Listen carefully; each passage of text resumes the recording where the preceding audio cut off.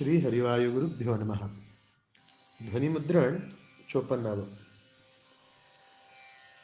गणपतीची स्थापना झाली, गणपतीची पूजा झाली, मोदक खाल्ले सगळ्यांनी. आणि काल ज्यांनी गीतेचं ध्वनिमुद्रण ऐकलं त्यांनी गणपतीचं अनुसंधानपूर्वक पूजन केलं असेलच. त्याच्या प्रत्येक अवयवातून जो बोध गणपतीनं दिला आहे तो जर तुम्ही अंगीकारला असाल, ती दिव्य दृष्टी, ते भगवंताच्या चरित्राबद्दल ऐकण्याचे कान, ते लंबोदर, ते ज्ञानासाठी बुद्धी जर तुम्ही प्राप्त करण्याची प्रार्थना केली असेल, तर गणपतीच्या अंतर्गत असणाऱ्या श्रीमन नारायणाला तुमची पूजा पूर्ण पोचेल. आणि त्याच्याच कृपेने तुमच्या आयुष्याचं, या पुढच्या आयुष्याचं उत्तम निर्वहन होईल. आणि त्याची काळजी सदैव तुमच्यावरती असेल, कृपा तुमच्यावरती असेल. अशा गणपतीच्याकडून अनेक गोष्टी शिकायला ज्या काल मिळाल्या, तशाच त्याच्या चरित्रात सुद्धा अनेक गोष्टी आहेत. तुम्हाला सर्वांना तो मृत्तिकेपासून म्हणजे मातीपासून बनलेला आणि आपल्या वडिलांना प्रवेश न दिलेली गोष्ट माहिती असेलच. तुम्हाला काय वाटतं, शंकराला खरंच माहीत नसेल तो आपला मुलगा आहे? म्हणजे भगवान सर्व ज्ञान असणाऱ्या शंकराला आणि एवढा तावानी आत येणाऱ्या म्हणजे पार्वतीनं जे सर्व ज्ञान गणपतीला दिलं होतं त्याला वडिलांचंच ज्ञान दिलं नव्हतं. ह्या सर्व कथेला एक अर्थ आहे. आपल्याला एक सिक्रेट मेसेज दडवलं. सरळ सरळ असा एक शंकर होता आणि पार्वती होती, त्याचा मुलगा म्हणजे कदाचित लक्षात राहण्याला मुश्किल होईल, म्हणून त्यांनी थोडंसं मीठ मसाला टाकून ते दिलं, कारण त्याच्यातून आम्हाला बोध घ्यायचा. हीच नाही, कुबेराचा जो गर्भहरणाची कथा तुम्हाला माहिती असेल, गणपतीने केली होती. जेवायला बोलवलं कुबेरांनी आणि किती खाशील, माझ्याकडे भरपूर आहे असं म्हणत त्याचं सगळं काही संपवलेला गणेश. आई वडीलच सर्वश्रेष्ठ म्हणून पृथ्वीला प्रदक्षिणा न मारता माझी पृथ्वीच आई वडील, कारण ते माझे पहिले गुरु आहेत, म्हणून ही कथा गणपतीची असेल. हे एवढंच काय, आम्ही सर्व जे गणपती बाप्पा मोरया गणपती बाप्पा मोरया म्हणतो ना, तो मोरया हे गणपतीचं नाव नाही आहे. एवढंच काय, गणपती बाप्पा मोरया, मंगलमूर्ती मोरया, विघ्नहर्ता मोरया, मोरया मोरया, सगळे जे सारखं मोरया आलंय ना, ते गणपतीचं नाव नाहीच आहे. पुण्याजवळ चिंचवड गाव, चिंचवड म्हणून एक गाव आहे, तिथे मोरया गोसावी नावाचे एक गणेश भक्त होते. आणि गणपतीने त्यांना इतकं त्यांच्या भक्तीनं प्रसन्न झाले, म्हणजे भक्त वत्सल किती, की माझ्या कुठलंही नाव जरी घेतलं तरी सफिक्स शेवट तुझ्या नावानेच होईल, मोरया. म्हणजे भक्तांवरती किती प्रेम करावं ते गणपतीकडून शिकावं. हा भक्तवत्सलता गणपतीत इतकी असेल तर श्रीमन्नारायणात किती असेल. त्यामुळे भक्ती करण्याशिवाय पर्याय नाही. अशाच गणपतीचं स्मरण, त्याच्या आणखीन एक महत्त्वाचा विषय तुम्हाला सांगायचा आहे. हे जे वेदव्यासांनी 18 पुराणं महाभारताधिक ग्रंथ लिहिले ना, ज्यामध्ये ही गीता येते ती सुद्धा, ते सर्व वेदव्यासांचा तुम्ही विचार करत, ज्या स्पीडनं विचार करता ना त्या स्पीडनं तुम्ही लिहू नाही शकत. तुम्हाला ह्याचा प्रत्यय आला असेल. म्हणून त्यांनी पहिला स्टेनो, पहिला असिस्टंट रायटर जो असतो की नाही, तो गणपतीला निवडला. आणि गणपतीने सांगितलं, बघा गणपती बुद्धीची देवता म्हणजे अर्थात चॅप्टर बंड्या तो सुद्धा, त्यानं वेदव्यासाने सांगितलं, बघा मी भयंकर बिझी आहे, तुम्ही मला उगाच या ते लिखाणाच्या कामात अडकवताना, एक अट आहे माझी, मला वेळोवेळी खाणपान तुम्ही पुरवायचं हे झालंच, पण तुम्ही थांबायचं नाही, नॉनस्टॉप सांगायचं, जे काही सांगायचं ते कितीही दिवस सांगा पण नॉनस्टॉप.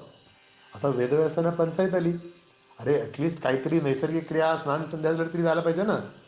मग वेदव्यासांनी बघा 18 पुराणं, तुम्हाला मी प्रत्येक पुराणाचा कदाचित व्हॉट्सअप मेसेज आला असेल, पुराणांच्या एकूण श्लोकांची संख्या 4 लाख आहेत. 4 लाख श्लोक एकूण 18 पुराणात आहेत. त्या व्यतिरिक्त आणि महाभारताधिक पुराणात ते जे काही लिखाण आहे त्याचं वेगळंच. आणि हे सर्व काही वेदव्यासांनी 3 वर्षात लिहिलेली आहे. मी एक सुमारे त्याचं रफ कॅल्क्युलेट केलं की जरी 24 तास वेदव्यासांनी सांगितलं आणि गणपतीने लिहिलं असं ठरलं, तरी प्रत्येक 4 मिनिटाला एक श्लोक आला पाहिजे. आणि ते सुद्धा अतिशय जड, आणि त्यात क्लिष्ट कथा, कुठल्याही त्या कथेचा जो काही इसेन्स आहे, त्याची जी चाल आहे, ते न सोडता सांगणं अतिशय अवघड किंबहुना अशक्य. हे वेदव्यास साक्षात भगवंताचे अवतार म्हणून त्यांना हे शक्य होतं. पण ही गणपतीची अट विदाऊट ब्रेक सांगणं हे वेदव्यासांना थोडंसं क्लिष्ट होतं. त्यांनी पण एक मार्ग काढला. गणपतीला म्हणाले, ठीक आहे तुझी अट मान्य की मी आज सतत सांगत राहील, पण माझी पण एक अट आहे, तू बुद्धीची देवता आहेस ना, तर मी जो श्लोक सांगेन तो पूर्णपणे समजूनच तू लिहायचास. आणि मग वेदव्यास पण काय, अर्थात नारायणाचा अवतार, त्यांनी पण चॅप्टरपणा काय केला, समजा त्यांना कुठेतरी जावं लागलं ना, की एक क्लिष्ट आणि अवघड श्लोक सांगून ठेवायचा. मग गणपती ते विचार करून लिहीपर्यंत हे आपलं काम उरकून यायचं. अशी हे महान गणपतीचं ते तेज, बुद्धिमत्ता, हे सर्व समजून वेदव्यासांनी आम्हासाठी जे महाभारतातला गीता प्रकरण सांगितलेलं आहे, हे एक अमूल्य ठेवा आहे, सिक्रेट आहे. कुठल्याही प्रश्नाचं उत्तर गीतेतून मिळू शकतं, कुठल्याही. आणि ते उत्तर तुम्हाला गीतेत जसं मिळत आहे, त्याचा एक अट त्यांनी घातलेली आहे की ते समजून त्याचं पूर्ण चरवण होऊन त्याचा उपयोग व्हायला पाहिजे, वापर व्हायला पाहिजे. माझ्याकडे एक सोन्याच्या ट्रेझरीची चावी आहे, पण देवघरात ठेवून पुसतो बरं का, ते खूप अँटिक आहे, जुनं आहे. आणि मग त्या आतल्या सोन्याचा उपयोग होणार नाही तुला, मग काय उपयोग त्या चावीचा? मग ती चावी काय आणि एखाद्या चपलांच्या कपाटाची चावी काय, अर्थ एकच होणार ना. चावीची पूजा नको, गीतेची पूजा नको. गीतेत जे दडलंय ते दडलेलं समजून त्याचा आपल्या दैनंदिन व्यवहारामध्ये उपयोग व्हायला पाहिजे. मी तुम्हाला शेकडो, अगदी बराक ओबामा, लोकमान्य टिळक, महात्मा गांधी, अब्दुल कलामांपर्यंत ज्यांनी गीतेचा सतत रेफरन्स घेतलाय, अशा महान, एवढंच नाही, मी कित्येक स्पोर्ट्समन, कित्येक म्हणजे अमिताभ बच्चन आदी कित्येक फिल्म स्टार्स जे खरंच ज्ञानवंत आणि सेटल्ड आहेत, ह्या लोकांनी गीतेचा आधार घेतला. कारण प्रत्येक प्रश्नाचं उत्तर तिथे मिळतं. पण त्यासाठी या प्रश्नांची उत्तरं कुठे आहेत हे जाणण्यासाठी गीता समजली पाहिजे. आणि गीता समजण्यासाठी जी कृष्ण प्रयत्न करतोय ती हळूहळू आपणही समजण्याचा प्रयत्न करतो.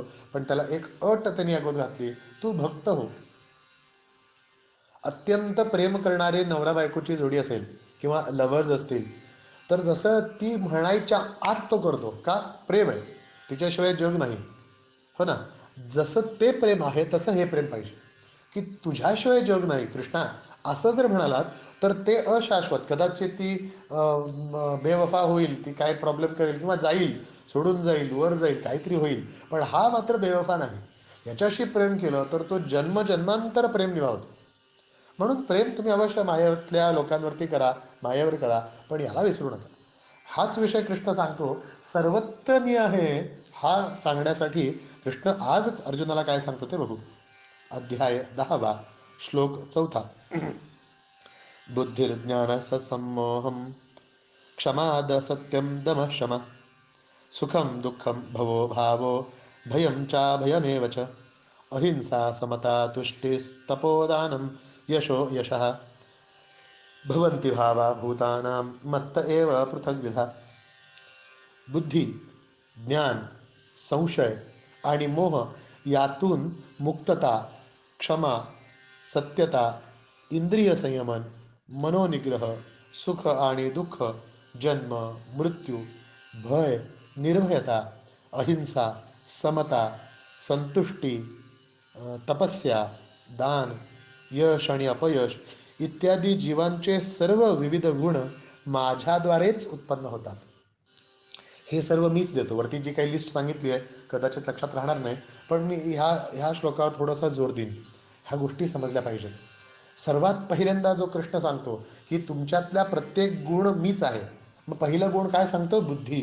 ज्या बुद्धीच्या देवतेची आज स्थापना झाली, त्याच बुद्धीचा सुरू तो शब्द घेऊन भगवंतांनी आजचा गीता प्रकरण सुरू केलं. म्हणजे किती कोइन्सिडन्स आहे बघा.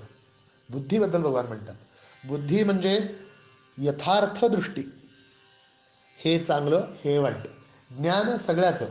मला दारूचं ज्ञान आहे, सिगरेटचं ज्ञान आहे, गीतेचं ज्ञान आहे, अभ्यासाचं ज्ञान आहे, मग यापैकी दारू आणि इत्यादी व्यसन वाईट आहेत, हे चांगलं आहे. हे ज्ञान असणं वेगळं आणि बुद्धी असणं वेगळं. सगळं ज्ञान असून बुद्धी नाही, काय उपयोग. मला एक गोष्ट आठवते, एक दोन मित्र होते ज्यांनी एका ऋषींच्याकडून खूप साधी सारी तपस्या, खूप सारी साधनं साध्य केली होती. तर एक चालले असताना एकाला एक शक्ती होती, तो एक मेलेला वाघ तिथं पडला होता आणि छिन्न विच्छिन्न झाला होता. तर तो म्हणाला मी हे जोडू शकतो, आणि ते व्यवस्थित त्यांनी वाघ जोडलं. दुसऱ्याला प्राण फुंकण्याची ताकद होती, शक्ती होती. तो म्हणला मी याच्यात प्राण फुंकतो. पहिला मित्र म्हणाला, अरे वेड्या, प्राण फुंकणार तो जिवंत होईल, चावेल, घाव करेल. ए गप, तू तुझं काय कौतुक करतोस, तू जोडण्यात काय शहाणपणा आहे, बघ मी कसा प्राण फुंकतो. असं म्हणत त्यांनी प्राण फुंकला, वाघ जिवंत झाला, त्यांनी त्याच्यावर झपटा मारला आणि मारून टाकला. म्हणजे ज्ञान होतं, पण बुद्धी होती का, ते हे वापरण्याची जागा नव्हती, हे त्याला कळत नव्हतं. म्हणून बुद्धी याला प्राधान्य दिलेलं आहे. दुसरं, भगवान म्हणतो ज्ञान. जशी बुद्धी आहे त्या बुद्धीला पोषक आहार म्हणजे ज्ञान. ज्ञान म्हणजे कशाचं? जड म्हणजे ही माया आणि भगवान याचं ज्ञान पाहिजे. त्याचा, भगवंताचा माझा संबंध काय, माझा या मायेशी संबंध काय, मला कुठं नेमकं जायचं आहे, मी माझ्या व्यवहारातून काय साधलं पाहिजे, हे ज्ञान पाहिजे. आम्हाला आत्ता जवळजवळ 90% लोकांना एकच माहिती, उठायचं, तयार व्हायचं, का राबायचं, पैसे कमवायचे, कशात तरी इन्व्हेस्टमेंट करायची, खायच्या प्यायच्या किंवा दैनंदिन गोष्टी घ्यायच्या, परत उठायचं, परत पैसे कमवायचे, मग शेवट नाही. जे नोकरी करतात त्यांना रिटायरमेंट घ्यायची, पैसे घ्यायचे, पेन्शन घ्यायचं आणि मग विचार करत बसायचं पुढं काय. हे हा it is part of your life, हे खरं पाहिजे. पण याच्याही पुढे तुला नेमकं जे साधायचं आहे ते विसरलाच. ते समजणं म्हणजे ज्ञान. यानंतर भगवान सांगतात संमोह, असंमोह. असंमोह म्हणजे जो माणूस कन्फ्युज्ड नाही, द्विधा नाही. हो का, कृष्ण असेल, मयूर म्हणतो, नाही पण गणपती पण आहे ना, मग अंबाबाईचं पण, हे कन्फ्युजन ज्याच्यात नाही तो असमोह. कन्फ्युज झालात तर तुम्ही एक नदी ओलांडताना एकाच वेळी 4 नावेतून फिरण्याचा विचार करताय, हे लक्षात ठेवा. जे जवळजवळ अशक्य आहे. तुम्ही म्हणाल आम्ही 4 नाव एकत्र बांधून, एकत्र बांधणार म्हणजे ती एकच नाव झाली ना. त्यामुळे तुम्ही ते एकत्र, अर्थात ते 4 नाव एकत्र करणं, तुम्ही हा विषय कधी विचार केलाय का? जनरली गणपतीच्या जेव्हा आरती करतो, गणपतीची पूजा केल्यानंतर गणपतीचीच आरती केली पाहिजे ना. आपण मग दुर्गे दुर्गट भारी, मग लवतवती विक्राळा, मग विठ्ठलाची, मग मारुतीची, शंकराची, दत्ताची, ह्यांची आणि त्यांची गणपतीला करतो का बरं? तुम्हाला नाही प्रश्न आला? गणपतीला ह्या देवतांचा काय संबंध? या ह्या ज्या वेळेला आरत्या करण्याचा प्रघात सुरू झाला, त्यावेळेला त्या लोकांना पक्क माहिती होतं की समोर जी देवता आहे ती सर्व ज्या ज्या देवतांची मी उपासना करतो त्याचं एक प्रतीक आहे.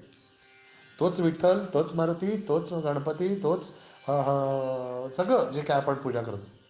म्हणजे हे आम्ही रोज म्हणतो पण रिअलाईज करत नाही. सगळ्यात मोठा प्रॉब्लेम ह्या ज्ञानाचा. आम्हाला समजतं त्वम एव माता च पिता त्वम एव. एव म्हणजे तूच, तूच माता, तूच पिता, असं रोज आपण सगळ्यांना म्हणतो. किती कन्फ्युजन आहे बघा. मारुतीला म्हणतो तूच आई तूच बाप, गणपतीला म्हणतो तूच आई तूच बाप, विष्णूला म्हणतो तूच. अरे तुम्ही किती आई बाप करणार, नाही चालत. एक, आणि एकच नाही, एकच. त्वम एव, आणि पुढे अच्युतम केशवम राम नारायण, म्हणजे कोणाला एकच, तूच आई तूच बाप कोणाला सांगितलंय? अच्युतम केशवम राम नारायणम कृष्ण दामोदर. रोज म्हणतो पण आम्ही ते रिअलाइजच नाही केलं. म्हणजे आरती म्हणायच्या जोरजोरात, कर्कश आवाजामध्ये, कोणतीही फिलिंग्सहीन आपण आरत्या म्हणतो, त्याचा काहीही उपयोग होत नाही. दंगा होईल पण उपयोग नाही. त्याचा उपयोग व्हायचा असेल तर गणपतीची आरती करत असताना तुम्ही हे रिअलाईज केलं पाहिजे की याच्यातल्या कृष्णच सर्वस्व आहे, सर्वोत्तम आहे, आणि मला तिथं गेलं पाहिजे. अर्थात कृष्ण म्हणजे परत तो बासरीवाला अडकू नका. पुन्हा सांगतो, जसं वैष्णव लोक विष्णूची पूजा करतात, तसं स्मार्थ लोक शैव लोक शंकराची पूजा करतात, शाक्त लोक देवीची पूजा करतात, गणपत्य लोक गणपतीची उपासना करतात, सूर्य उपासना करणारी एक एक सेक्ट आहे. तर त्यांनी काय करावं, जसं आदिशंकराचार्यांनी सांगितलं, पंचायतनं करायचं आणि तुम्हाला जे इष्ट आहे तो सर्वोत्तम म्हणून त्याला सेंटरमध्ये ठेवायचं. तुम्ही गणपतीला सर्वोत्तम मानत असाल, नो प्रॉब्लेम, तो गणपतीच सर्वोत्तम आहे. आणि तुम्ही कृष्णाची पूजा करत असताना सुद्धा कृष्णांतर्गत असणाऱ्या गणपतीला नमस्कार, असा अनुसंधान पाहिजे. असमोह म्हणजे द्विधा मनस्थितीपासून बाहेर पडणे. मग क्षमा. भगवान म्हणतात क्षमा जवळजवळ ही हा प्रकारच लुप्त झाला. एक खूप सुंदर शब्द आहे सॉरी. आम्हाला ते म्हणताही येत असेल कदाचित, पण त्यात फिलिंग्स नाहीत, खूप कमी.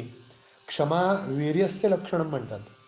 क्षमा करणं हे दुर्बल माणसांचं काम नाही. क्षमा करण्यासाठी काळीज लागतं, धैर्य लागतं. तो माणूस पराक्रमी असायला पाहिजे, मग तो क्षमा मागतो. क्षमा करणारा तरी मोठा असतोच. To err is to human, to forgive is divine म्हणतात. फक्त दैवी लोकांना क्षमा करता येतं. क्षमा मागणं म्हणजे एक खूप सुंदर इंग्लिशमध्ये म्हण आहे, त्याचा अर्थ असा आहे की क्षमा मागणं म्हणजे मी हरलो किंवा माझं हार पत्करणं नाही. माझ्यासाठी या भांडणापेक्षा तो व्यक्ती महत्त्वाचा आहे, म्हणून मी क्षमा मागतो. क्षमा मागणं हे खूप दैवी आहे. तुमच्या मनामध्ये जर अढी असेल तर क्षमा करा, फॉरगिव्ह देम. नाहीतर तुम्ही मरता मरता खूप सारे लोक डोक्यामध्ये टॉमॅटो घेऊन फिरणार आणि त्याचा त्रास, नुकसान फक्त तुम्हाला होणार. क्षमा करणं हे कृष्ण भक्ताचंच लक्षण आहे. बाकीच्यांना, बाकी सगळे हे असतात, घाबरट असतात, ते क्षमा करत नाहीत. त्यांना ते सारखं लक्षात ठेवायला लागतं, ती तशी बोलली, तो तसा वागला, सोडून द्या. तो त्यांचं सगळं हिशोब त्यांनी लिहिलेला आहे, विश्वास ठेवा. क्षमा. मग येतो विषय सत्य. कृष्ण म्हणतो सत्य म्हणजे मी आहे. सत्यम शिवम सुंदरम. शिव म्हणजे मंगलकारक, सुंदरम तो सुंदर आहे कारण तो सत्य आहे. अर्थात या सत्यामध्ये सुद्धा थोडे ट्विस्ट आहेत. काही सत्य असे असतात की जे समाजासाठी घातक असतात किंवा त्यामध्ये थोडंसं हे आहे. मूलत 90% सत्य हे सत्य असतं, त्याला कोणी इफ्स अँड बट्स सांगू शकत नाहीत. पण काही गोष्टी सत्य जरी असल्या तरी सत्यम ब्रुयात प्रियम ब्रुयात न ब्रुयात सत्यम अप्रियम, अशा काही त्याला फाटेफोटे आहेत. पण एकूणच काय, सत्य सांगितलं माणसाने तर त्याला लक्षात ठेवावं लागत नाही. खोटं सांगितलं तर याला काय सांगितलं, त्याला काय सांगितलं, लक्षात ठेवायला लागतं. म्हणून जर तुम्हाला टेन्शन कमी हवं असेल तर सत्य सांगणं सर्वात उत्तम. त्यानंतर विषय येतो इंद्रिय निग्रहाचा. इंद्रिय निग्रह आमच्या जे काही एकूण 10 इंद्रिय, कर्मेंद्रिय 5 आणि ज्ञानेंद्रिय 5, ह्या इंद्रिय निग्रहामध्ये डोळ्याने बघू नये, कानाने ऐकू नये असं नाही. इंद्रिय निग्रह म्हणजे जेवढं हवं तेवढं घेणं, अति नको. किंवा अति आहारी जाणं, व्यसनाधीनता. अति एकदा मोबाईलमध्ये डोकं मान घालून बसला की 2-2 तास बाहेरच पडत नाही, याला व्यसन म्हणतात. आणि हे व्यसन न लागणे म्हणजे इंद्रिय निग्रह. बाकी तुम्ही अगदी आनंदाने खा प्या सगळं करा, कुठल्याही कृष्णाने अडवलं नाही, पण मर्यादेमध्ये. आणि जे धर्माने निहित आहे ते अधर्मीय वस्तू खाणं किंवा पिणं नको, कारण त्यांनी इंद्रिय निग्रह होत नाही. आणि हे वस्तू समोर दिसत असतात. मला आश्चर्य वाटतं, ह्या तंबाखूच्या आणि गुटख्यांच्या पुड्यावरती ज्यावेळेला पहिल्यांदा सांगितलं की स्टॅच्युटरी वॉर्निंग, खाणं अपायकारक आहे, असं त्याच्यावर छापा म्हणून सरकारनं नियम केला, त्यावेळेला लोकांनी दंगा घातला. अहो मग विकणार कसं? सरकारने नियमच केला, त्यांनी छापलं. आज पॅकिंगच्या 75% भागामध्ये त्यानं होणाऱ्या कॅन्सरचं चित्र छापा म्हणून सांगितलं. एका गुटख्याच्या पुड्यावरती किंवा याच्यावर छापलेलं असतं की असा कॅन्सर होतो. लोकांना वाटतं आपल्याला की हे बघून कोण खाईल, पण त्याचा खप दिवसागणिक वाढत आहे, पण कमी नाही. कारण इंद्रिय निग्रह नाही. तो इंद्रिय निग्रह होणं आवश्यक. आणि यालाच शम म्हणतात. शम म्हणजे तुम्ही कंट्रोल करता, जेवढं हवं तेवढंच, आणि जे वाईट आहे ते सोडून द्यायचं. मग येतं सुख. कृष्ण म्हणतो सुख ही मीच आहे. ती जी फिलिंग आहे सुखाची ती मी आहे. आणि सुख, तुम्हाला मी एक अभंग सांगितला होता, सुखाचे हे सुख श्री हरिमुख. सर्व सुखांचं जे सुख असेल ते म्हणजे मी आहे. म्हणजे सुख मी आहे आणि त्या सुखाचं सुखही मी आहे. मग सुख हवं असेल तर तुला माझ्याकडंच आलं पाहिजे. भव, भव म्हणजे जन्म. कोणतेही क्रिएशन, उत्पत्ती होणं, हा सुद्धा मीच आहे. कारण क्रिएट करणं ही फक्त माझ्याकडंच ती पॉवर आहे. त्यानंतर भगवान सांगतात चिंता. ही चिंता ही मीच आहे. चिंता ही मी तुम्हाला माझ्यापासून लांब ठेवण्यासाठी एक प्रधान अस्त्र म्हणून वापरलं. फक्त कृष्णमय असणारी माणसंच चिंताहीन होऊ शकतात. चिंता फक्त एक टिंब चितेपासून लांब आहे. चितापासून फक्त चिंताचा एक टिंब लांब आहे. चिंता करायला लागला की हळूहळू ती चितापर्यंत जाणार. म्हणून चिंता आपली कशाची असते? जे अतर्क्य आहे, पुढं काय होईल, माझ्या आयुष्यात कसं होईल, काय होईल, याची चिंता असते. आणि आपण चिंता काय होईल, कारण करता मी आहे, माझ्या हातात काही नाही आहे, ह्या समाजात कसं होईल, वातावरण कसं होईल, हे भय. म्हणजे तुम्हाला कृष्णावर विश्वास नाही असा. आणि मीच करता आहे सगळ्या गोष्टींचा, माझ्यामुळेच सगळं चाललंय म्हणून असं तुम्हाला वाटतं. जर करता तुमची पूर्ण श्रद्धा कृष्णावरती असेल, जसं एक मुलगा घरभर निवांत उंदडत फिरत असतो, बघा लहान मुलं कशी असतात, कारण त्यांना चिंता नसते. कशी चिंता? काही झालं तर आई आहे, बाबा आहेत, बघून घेतील. एवढा विश्वास जर मुलांना असेल तर आपल्याला का नाही, माझा आईबाप बघेल, तो एव माता म्हणून रोज आपण ओरडून ओरडून सांगतो त्याला. मग माना ना, तो आई वडील आहे म्हणून माना. आणि मानला तर चिंताच राहणार नाही. आणि ह्या चिंतेचं एक ते थ्री इडियट्स पिक्चरमध्ये पण खूप सुंदर आहे. ऑल इज वेल, मनाला सांगायचं ऑल इज वेल. म्हणजे आपण काय सांगतो की मन आपलं वेड आहे ते ऐकून घेतं. तसंच मनाला सांगितलं, अरे कृष्ण आहे, डोंट वरी, कृष्ण आहे, डोंट वरी, तर मन ऐकतं आणि प्रसंग, तो जो प्रॉब्लेम आलाय तो सहज सॉल्व्ह होतो. म्हणून चिंता यापासून लांब राहावं. अहिंसा. अहिंसा प्रत्येकानं वेगवेगळी व्याख्या केली आहे. पण अहिंसेचा खरा अर्थ कोणत्याही प्रकारे हिंसा न करणे, शारीरिक अथवा मानसिक. मनाने एखादा, हे गपरे तुला काय कळतं, हे म्हातारा का बस, असं म्हटलं तरी हिंसा आहे. म्हणजे शारीरिक मारणं तरी पापच आहे. कारण एक चैतन्य दुसऱ्या चैतन्याला मारणं हे त्या चैतन्य निर्माण करणाऱ्या महाचैतन्याचा अपमान आहे. म्हणून कुठल्याही चैतन्याला स्वार्थासाठी मारायचं नाही. अर्थात हा वैयक्तिक विषय आहे, काय खावं काय नाही तो प्रत्येकाचा विषय आहे. पण माझ्या समाधानासाठी किंवा बरं वाटावं म्हणून मी एखाद्याला मारणं हा थोडासा अपराध आहे. आणि दुसरी महत्त्वाची हिंसा म्हणजे मानसिक हिंसा. टोचून बोलणं, टाकून बोलणं, वाईट बोलणं, कुरघोड्या करणं, मागे बोलणं, हा ही हिंसा आहे. ही सुद्धा भगवान म्हणतात, ही वृत्तीसुद्धा, ही अहिंसा जी आहे, म्हणजे असं करू नये म्हणून, ते सुद्धा मीच आहे. त्या जैन तत्वज्ञान आहे बघा, जी और जिने दो, हे मस्त आहे. तर स्वतःही जगावं आनंदाने, दुसऱ्यानेही जगवावं आनंदाने. समता. राग आणि द्वेष यातून मुक्त होणे. राग म्हणजे प्रेम एखाद्या गोष्टी, म्हणजे राग म्हणजे तो राग नाही, अनुरागचा राग, कोणत्याही गोष्टीबद्दल आकर्षण. आणि द्वेष हे नसणं, सगळे समान. आज गोड मिळालं गोड खाल्लं, उद्या तिखट मिळालं तिखट खाल्लं, सुख आलं व्हेरी गुड, दुःख आलं व्हेरी गुड, असं म्हणण्याची वृत्ती, ती समता मी आहे. तुष्टी, समाधान जे आहे, म्हणजे माझ्याकडं आज 10 आहे बस, उद्या खूप मिळावं म्हणून अपेक्षा न करणे, समाधान असणे व्हेरी गुड. जी माणसं समाधानी असतात त्यांना टेन्शन कमी असतं. आम्हाला अरे उद्या, आज 1,00,000 रुपये मिळाले, अरे बापरे उद्या काय करायचं, परत कष्ट कष्ट कष्ट कष्ट, नाही उपयोग होणार. ती तुष्टी प्रॉब्लेम करणार. संग्रह करण्याची वृत्ती म्हणजे अतुष्टी, असंतुष्टता. संग्रह करायचा नाही, जेवढं हवं तेवढंच. अर्थात त्याला सुद्धा थोडासा विचार करायला पाहिजे. सगळं उधळून घ्यावं तर असं नाही. सांगितलं आहे, एक जे तुम्ही उत्पन्न करता त्यातून एक भाग खर्च करावा व्यवहार, दैनंदिन कामासाठी. एक भाग साठवण करावं, म्हणजे आपल्या पुढच्यासाठी. एक भाग स्वप्नांसाठी राखून ठेवावं, बंगला घेईन, स्वित्झर्लंडला जाईल त्याच्यासाठी. आणि एक भाग दान करावा. उत्पन्नाच्या 25% भाग दान करावा. मग ते कुठेही चॅरिटीला, देवळातच करावं असं नाही, कुठेही, पण ते दान करावं. कारण दान सुद्धा भगवंताचा ह्या श्लोकामध्ये शब्द येतोच. तप. तप म्हणजे जे आपल्या इच्छेनं आपण कष्ट सहन करतो ते तप. मी तशी व्याख्या केली त्याची. म्हणजे मला लवकर उठायला आवडत नाही, गार पाणी आंघोळ कोण करेल, पण लवकर उठायला आवडत नसून सुद्धा जेव्हा मी लवकर उठतो ते तप. ते तप करता आलं पाहिजे. ते तप सुद्धा मी आहे, भगवान सांगतात. दान. दान म्हणजे काय, ज्याला जेव्हा जेवढं हवं असेल ते देणं म्हणजे दान. ते सुद्धा तुम्हाला उपयोगी असावं. तुम्हाला उपयोगी असताना तुम्ही दिलं तर दान. मला उपयोगीच नव्हतं, भरपूर आहे माझ्याकडे, दिलं थोडंसं, त्याला दान नाही म्हणता येणार, ते मदत करते. दानासाठी उत्तम जो उदाहरण आहे तो म्हणजे कर्ण. अर्थात कर्णाचं दान, तो दानवीर कर्णाबद्दल बऱ्याच कथा प्रसिद्ध आहेत. मला एक खूप सुंदर आठवते, एकदा कर्ण अंगाला तेल लावत होता, सोन्याच्या वाटेतून तेल घेत. एक याचक आला, दान द्या म्हणाला. डाव्या हातामध्ये ती वाटी होती, ती वाटी डाव्या हातानंच दान दिली. तो याचक म्हणाला, अहो डाव्या हाताने दान देऊ नये.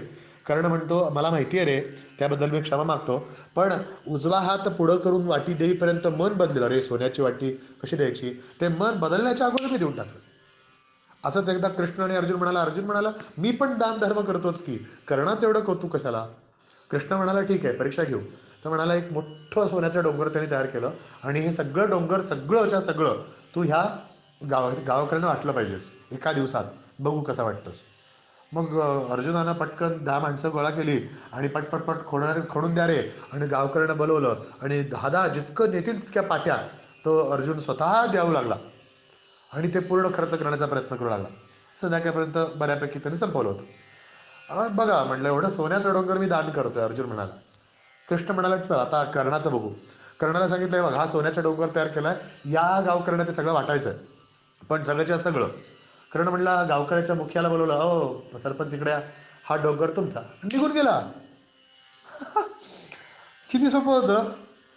पण इथे अर्जुन म्हणाला फरक काय, कृष्ण म्हणाला मी दान दिलं, हा अहंकार तुला होता आणि ते लोकांना दाखवायचं होतं अर्जुन किती दान करतो बघा, सोनं दान करतो.